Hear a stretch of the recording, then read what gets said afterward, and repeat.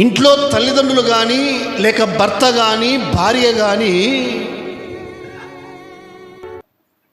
ఒక దేవుని పని లేక దేవుని సేవ లేక ప్రార్థన ఏకీభవించినప్పుడు, చేయడానికి ప్రారంభించినప్పుడు, ఎగ్జాంపుల్గా ఇంట్లో యజమానుడు కుటుంబ ప్రార్థన చేసుకుందాం రండి అని ఈ టైంలో కేటాయించుకున్నప్పుడు 7 గంటలకా, 8 గంటలకా, 9 గంటలకా, 6 గంటలకా, ఏ టైం అన్నా కానీ ఈరోజు కుటుంబ ప్రార్థన చేసుకోవాలంటే భర్త, భార్య, పిల్లలు అందరూ ఒక చోట కూర్చొని ఏకీభవించడమే ఏక మనసు కుటుంబం.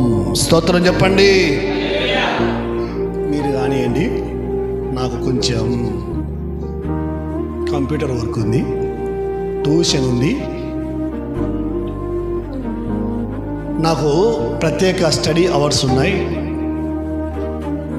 మీరు కానివ్వండి, ఏమన్నావా కానీ నీకు